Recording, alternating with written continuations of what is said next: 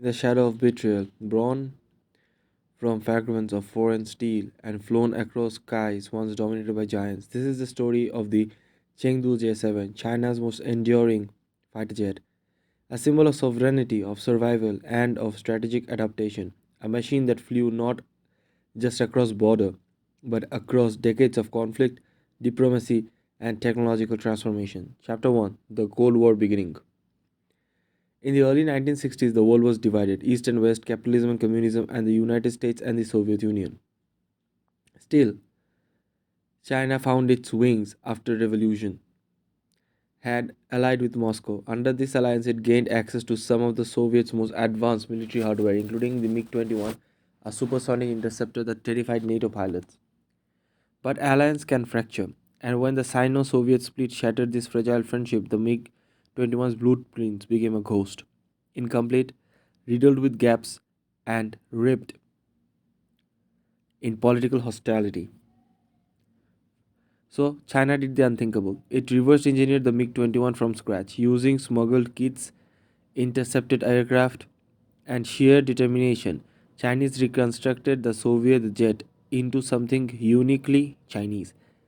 The rebirth would be called the Zhang 7. Chapter 2: A fighter that refused to die. The J7 took flight in 1966, but the Cultural Revolution soon brought chaos to China's industrial hut. Quality dropped, progress slowed. It wasn't until the 1980s, nearly 2 decades later, that full scale production of the J7 finally took off. By then, the world had moved on. Fourth generation fighters like the F 16 and MiG 29 were rising, yet China pressed forward. Why? Because the J7 was fast, simple, and cheap. A perfect match for China's People's War in the air doctrine, which emphasized quantity over technological superiority. Chapter 3: Global Wings from Cairo to Dhaka. What began as a national project soon became international phenomenon. Over the 4 decades, more than 2,400 units were produced. The J7, now exported as the F7, became the go-to fighter for dozens of countries seeking low-cost, high-speed aircraft. In Africa, it flew from Nigeria, Namibia, Zimbabwe, and Sudan. In the Middle East, it was deployed by Egypt, Iraq, and Iran. In South Asia, it became a centerpiece for the air forces of Pakistan, Bangladesh, and Sri Lanka. Each country gave it a new mission. Some used it as an interceptor, others as a ground strike platform. In Sri Lanka, it even launched air to air missiles against rebel aircraft during the civil war. Chapter 4: The Pakistani Partnership. One of the most prominent users of the F7 is Pakistan.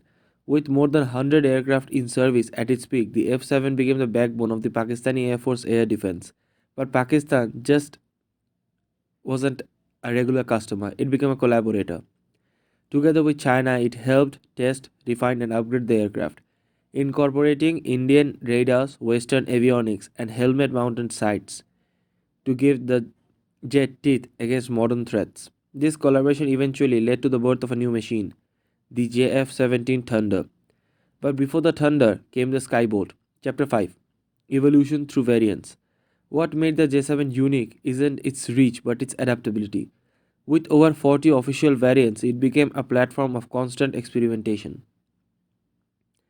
The J7E introduced the double delta wing for better agility. The J7G featured more advanced radar compatibility with modern Chinese missiles. The F7PG brought enhanced altitude performance for Pakistan.